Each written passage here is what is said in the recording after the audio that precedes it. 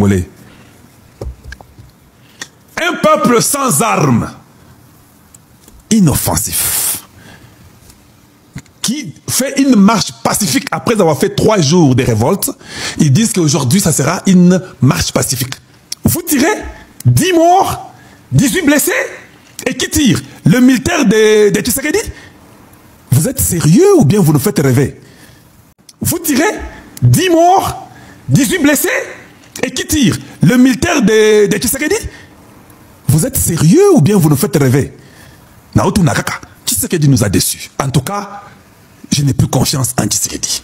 Un peuple qui vous vote à 74%, dans moins de 2 ans, le peuple commence à vous douter.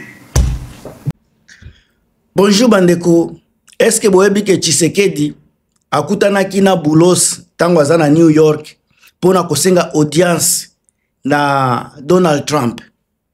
Ba vérité o boyebi te naza komemela yango bino na kati ya émission oyo. Bandeko bopesa ba point de vue na bino, botia ba commentaire, botia ba j'aime na makambo parce que o eza vidéo moko kafu ezo kende donc na ba détail ebele. Alors bakutanaki, mais Donald Trump a refusé aboy kokutana na Tshisekedi. Pourquoi aboy kokutana na Tshisekedi? Tangu boyoko baze koyoka ba communicateur ya Tshisekedi baze koloba azokende kuna akosenga audience na Donald Trump, faut bakutana ba solola ba contrat na bango minier faut etambola. Mes chers amis, contrat na sala ba mission déjà plus de 3 semaines. Contrat wana ezalaki nango morne. Ezalaki eloko ya pamba. Bozela nazo pesa bino ba détail na kati ya émission oyo. Naza kopesa bino critique moko musclé na dossier ba accord à Washington. Oyo bomoni ke ba esali ke ba tindika. Donc na banini so bozomona ba humiliation oyo Tshisekedi azui na niveau ya États-Unis.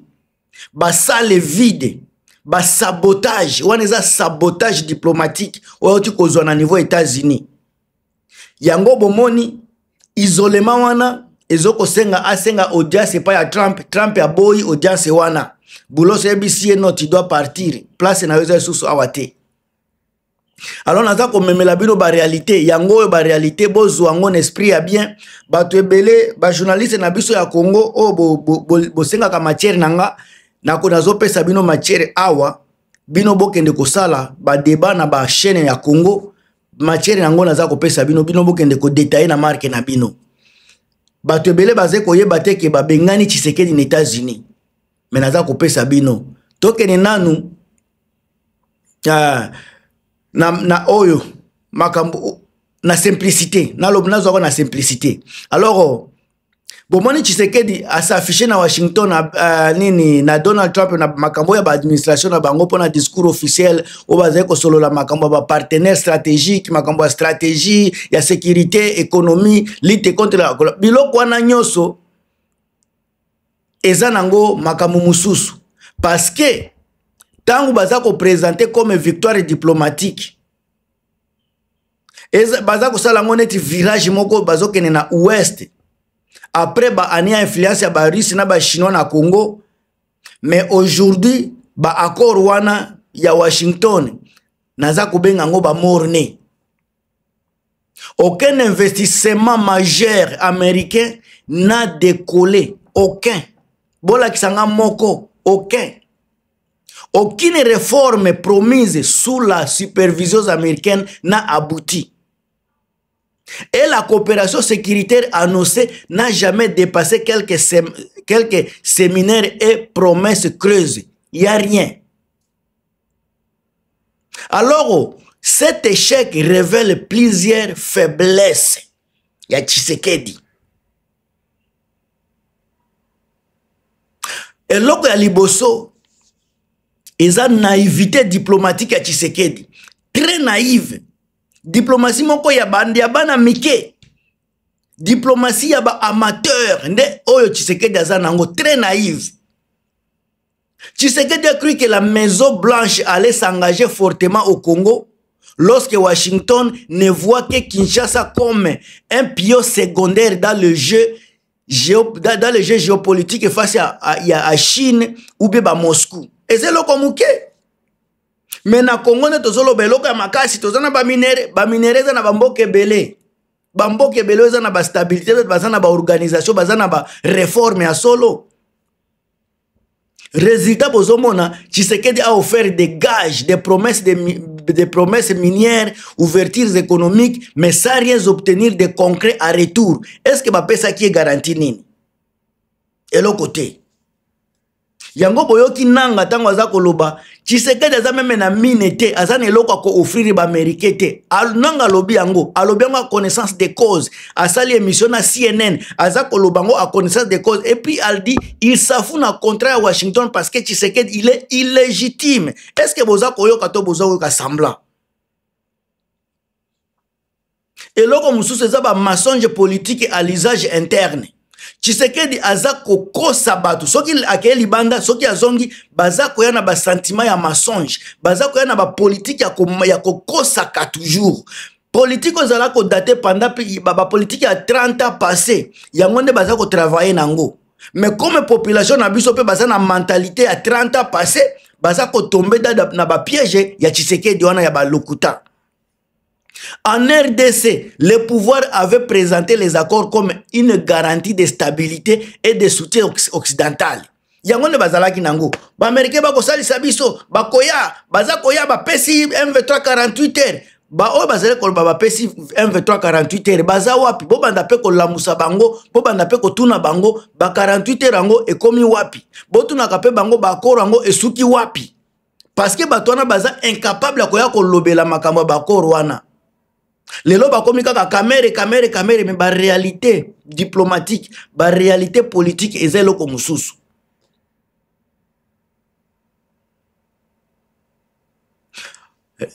Tangu boza ko présenter ba encore la stabilité et soutien bozo bisa ba peuple congolais, mais réalité est que ni Trump même à l'époque de Joe Biden n'ont mis en aucun cas Congo na biso au centre de leur priorité. Batika la jamais kotia Congo na priorité. Pour preuve, c'est Tshisekedi mutakende qui pas ya Trump. Est-ce que bomona ki Trump aza koya ko luka Tshisekedi pour la kisaki bango baza na posa ya Congo? Te. Ils n'ont pas besoin du Congo. Biso de tozan na posa ba américain ngo bomona Tshisekedi azokende ko nini?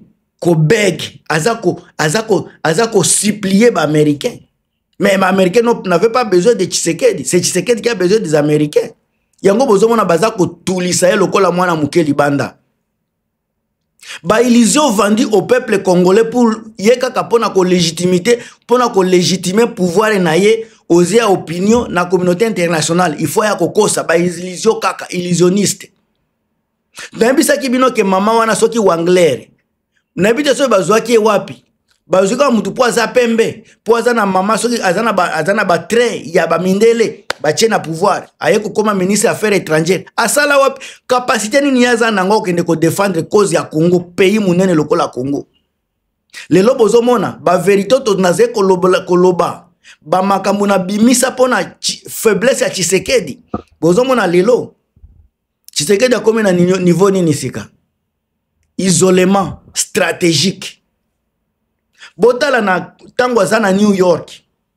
Média ya libanda babudeye, babayere bazate.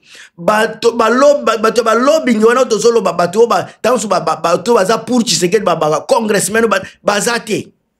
Kaka bino nde bolobaki Moïse Katumbi kene na États-Unis a échoué akoki makambute bino kaka nani Joseph Kabila avec Bin Karou bakende kuna esimite papa na ebisaki bino bango bazana pouvoir koleka Tshisekedi bango bazana carnet d'adresse koleka Tshisekedi aza mutu moko aza mayele te atikala jamais kozala na mayele akozala kape na mayele te c'était bourrique pona nga na oki komi tromper mais aza bourrique un monsieur qui est déconnecté na ba réalité en mboka l'autre a commis un isolement stratégique.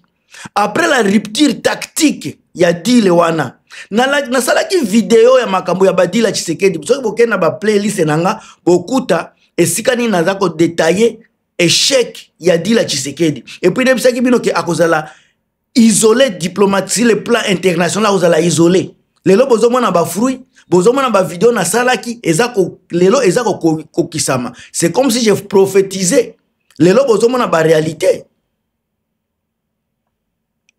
Alors, après la rupture tactique a dit la Washington, Tshisekedi se retrouve dans un vide diplomatique. Ni Washington, ni Beijing, ni Moscou ne lui faut une confiance pleine. Aucun pays. Ouana ezakolaxa directement une fragilité actuelle ya régime ya Chilombo. Perte de crédibilité externe, dépendance accrue aux improvisations internes, aux approvisionnements interne et capacité de négocier des accords équilibrés. Un voyou, un délinquant, makambone kaka Katanga, to protéger Katanga. Au détriment de la province Moussous. Libanda zoko kapé ko négocier te. Un incompétent 100%.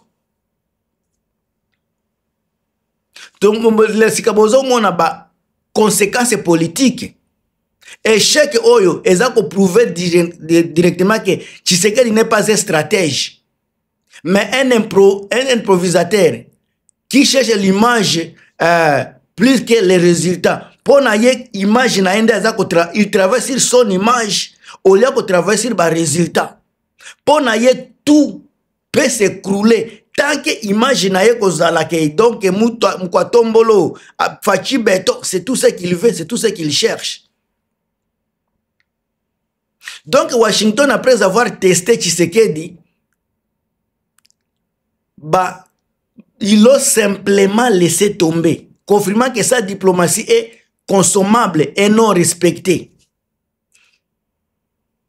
Un monsieur, donc, na ebite so na kolobanini. Yango bomoni na sorti na médiatique wana o akeko na ba New York wana asali conférence na ye kaka ba congolais akeko na New York ba tunyoso ba longwe na salle tikali kaka ye na salle. Conséquence c'est ça isolement diplomatique grandissant.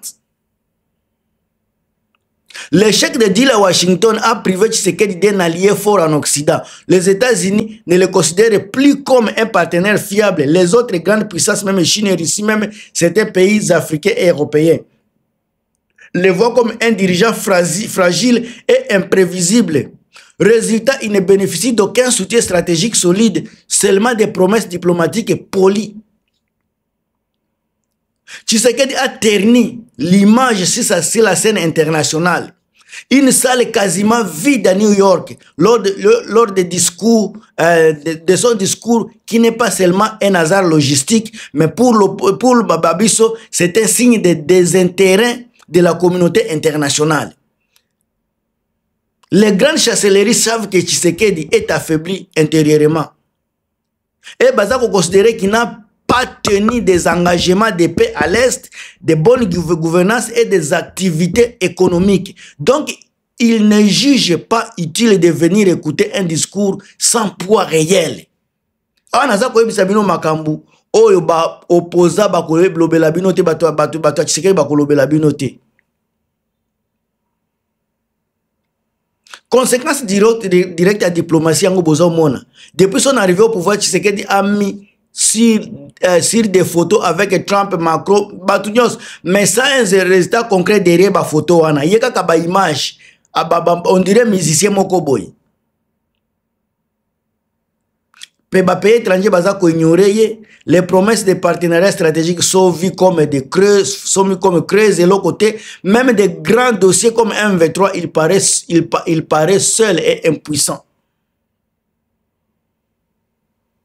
Bandeko, Bopé ça peut devenir abino na makamboyo. Humiliation, Yaboye, na monde, c'est le seul président au monde qui est humilié chaque année, chaque mois, chaque semaine. Incompétence, l'incapacité à Tshisekedi, aza muta kozala na pouvoir été, aza komema Congo na biso na libulu, il nous retourne na ba siècle ya kala.